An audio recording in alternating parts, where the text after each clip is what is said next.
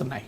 Right sir, ఇక్కడ రాజకీయాల్లో ఇప్పటివరకు వైఎస్ షర్మిల సక్సెస్ చూడలేదు. వైఎస్ఆర్టీపీ పార్టీ కూడా ఒక విఫల ప్రయత్నంగానే మిగిలిపోయిన పరిస్థితి. కాంగ్రెస్ పరిస్థితి కూడా ఆంధ్రప్రదేశ్లో ఏ రకంగా ఉందో మనకు తెలుసు. సో ఇద్దరు కూడా అంటే కష్టకాలంలో ఉన్న పార్టీ, ఇప్పటివరకు సక్సెస్ చూడని షర్మిల, ఈ కాంబినేషన్ ఎలా ఉండబోతుంది? అంటే ఒక నాయకుడు ఒక నాయకురాలు పార్టీ భవిష్యత్తును పూర్తిగా మారుస్తారనుకునే పొరపాటు. బట్ డెఫినెట్గా ఒక కీలక పాత్ర పోషిస్తారు, అనుమానం లేదు. ఎందుకంటే కాంగ్రెస్ పార్టీలో ఇప్పుడు ఉన్న నాయకులు కూడా కొంతమంది వెళ్ళిపోతారని కూడా వార్తలు వస్తున్నాయి. కాంగ్రెస్ పార్టీకి తెలంగాణలో ఎన్నికల్లో గెలవడం మినహా ఆంధ్రప్రదేశ్ కాంగ్రెస్కు ఒక శుభ సంకేతం కానీ ఒక సిగ్నల్ కానీ ఏది ఇంతవరకు లేదు. సో ఏకైక సిగ్నల్ ఏంటంటే తెలంగాణలో గెలవడం ఆంధ్రప్రదేశ్లో కాంగ్రెస్కు ఒక మొరాల్ బూస్టర్గా పనిచేసింది. తెలంగాణలో రేవంత్ రెడ్డి ఎమర్జ్ కావడం కాంగ్రెస్ పార్టీ గెలుపు కారణమైంది. కానీ కాంగ్రెస్ పార్టీకి క్షేత్రస్థాయిలో బలం లేకపోతే రేవంత్ రెడ్డి నాయకత్వం వల్ల గెలిచేది కాదు. ఆ మాటకైతే రేవంత్ రెడ్డి కాంగ్రెస్లో చేరేవారు కాదు. రేవంత్ రెడ్డి కాంగ్రెస్లో ఎందుకు చేరాడు? ఒక బలమైన వేదిక తెలంగాణలో ఉంది గనక తన రాజకీయ ఆకాంక్షను సఫలీకృతం చేయడానికి కూడా కాంగ్రెస్ పార్టీ అనే బలమైన రాజకీయ వేదిక ఉపయోగపడుతుంది అని. కానీ షర్మిలకు ఆ రకమైన బలమైన రాజకీయ వేదిక లేదు. వైఎస్ఆర్ కాంగ్రెస్ తెలుగుదేశంల మధ్య పూర్తిగా పాలిటిక్స్ పోలరైజ్ అయి ఉన్నాయి. టీడీపీ జనసేన కలయికతో ఆ పోలరైజేషన్ పెరిగింది.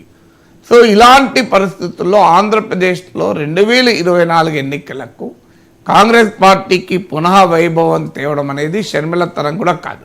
అందువల్ల 2024లో కాంగ్రెస్ పార్టీ ఏదో అధికారంలోకి రావటానికి ప్రయత్నిస్తుందని అనుకోను. ప్రయత్నించే పరిస్థితి ఉంటే అక్కడ జగన్కు వ్యతిరేకంగా, చంద్రబాబుకు వ్యతిరేకంగా సమదూర సిద్ధాంతాన్ని పాటించాలి. కానీ ఆమె సమదూర సిద్ధాంతాన్ని పాటించలే. అన్న జగన్కు క్రిస్మస్ గిఫ్ట్ పంపలే, కానీ లోకేష్కి క్రిస్మస్ గిఫ్ట్ పంపింది. అంటే తెలుగుదేశానికి వ్యతిరేక వైఖరి తీసుకోవడం లేదనేది ఇంతకన్నా క్లారిటీ ఏం కావాలి? అందువల్ల వైసీపీ టీడీపీలతో రెండిని వ్యతిరేకించే సమదూర పోరాట రాజకీయ వ్యూహాన్ని ఆమె అనుసరించలేదు. అందువల్ల ఇమీడియట్ రాజకీయ ఫ్యూచర్లో కాంగ్రెస్ పార్టీ వైసీపీ టీడీపీలను ఎదుర్కొని థర్డ్ ఫోర్స్గా ఎమర్జ్ కావాలనే ప్రయత్నంలో లేదు, ఆ భ్రమంలో కూడా లేదు. అందువల్ల బహుశా ఒకవేళ బీజేపీ టీడీపీతో కలవకపోతే కాంగ్రెస్ పార్టీ కూడా తెలుగుదేశం జనసేన కూటమిలో చేరే అవకాశమే ఎక్కువ కనబడుతుంది. దానికి సంకేతమే లోకేష్ టీడీపీ నాయకుల పట్ల షర్మిల వ్యక్తం చేసిన జెస్చర్. అందువల్ల ఇప్పటికిప్పుడు కాంగ్రెస్కు పూర్వవైభవం తేకపోయినా ఎంతో కొంత కాంగ్రెస్ పార్టీని గనక రివైవ్ చేయగలిగితే అది భవిష్యత్తులో కాంగ్రెస్ పార్టీ పునః పుంజుకోవటానికి ఒక పునాదులు వేసినట్టు అవుతుంది. ఇమీడియట్గా ఎవరికి లాభం అంటే తెలుగుదేశానికి లాభం, జగన్మోహన్ రెడ్డికి నష్టం. ఎందుకంటే వైఎస్ షర్మిల తీసుకునే ఓటు జగన్మోహన్ రెడ్డి ఓటే, వేరే ఓటు కాదు. ఎందుకంటే రాజశేఖర్ రెడ్డి వారసత్వమే కాదు, కాంగ్రెస్ పార్టీ నేతలే వైసీపీలో ఉన్నారు, వేరే వాళ్ళకి కాదు. సో ఆ వైసీపీలో ఇవాళ చాలామందికి టికెట్లు రావు అని అర్థమవుతున్నది. టికెట్ రావు అంటే వాళ్ళు దేనికి పనికిమాలిన నాయకులని కాదు, వారు ఎన్నికల్లో గెలిచే అవకాశం లేదని భావించి జగన్మోహన్ రెడ్డి వాళ్ళకి టికెట్లు ఇవ్వడం లేదు. కానీ వాళ్ళ ఓట్లే రావా?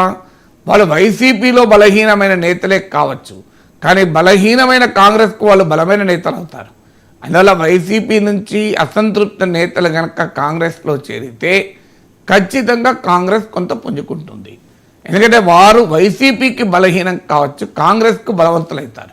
ఎందుకంటే కాంగ్రెస్ వీక్ ఉంది కనుక వాళ్ళు కాంగ్రెస్కు బలవంతులవుతారు. సో అందువల్ల కాంగ్రెస్ పార్టీ బలపడటానికి వైసీపీ నుంచి వలసలు గనక జరిగితే ఎంతో కొంత వైఎస్ఆర్ కాంగ్రెస్ ఓటును షర్మిల చీల్చగలుగుతుంది, షర్మిల నాయకత్వంలో కాంగ్రెస్ చీల్చగలుగుతుంది. ఆల్రెడీ జనసేన టీడీపీతో కలిసింది, ప్రశాంత్ కిషోర్ వ్యూహకర్త కూడా పార్టీ మారాడు. ఇప్పుడు షర్మిల కూడా తోడైతే ఈలోగా జగన్కు వ్యతిరేకంగా అంగన్వాడీల పోరాటం, వాలంటీర్లు కూడా సమ్మెకు సిద్ధపడుతున్నారని వార్తలు వస్తున్నాయి. ఆశా వర్కర్ల సమ్మె, పురపాలక కార్మికుల సమ్మె, ఇవన్నీ కూడా మొదలవుతున్నాయి. సో ఇవన్నిటి యొక్క క్యూములేటివ్ ఎఫెక్ట్ అంటే జనసేన టీడీపీ కలవడం, కాంగ్రెస్కు షర్మిల నాయకత్వం వహించడం, వైసీపీలో అసంతృప్తుల సంఖ్య పెరగడం, ప్రశాంత్ కిషోర్ వ్యూహకర్త పార్టీ మారడం, వివిధ వర్గాల ప్రజలు ప్రభుత్వానికి వ్యతిరేకంగా పోరాడడం, ఇవన్నీ వెరసి వైసీపీకి సవాల్గా మారే అవకాశాన్ని మాత్రం కొట్టిపారేలేము. Right sir. చిరంజీవి మర్యాదపూర్వకంగా రేవంత్ రెడ్డితో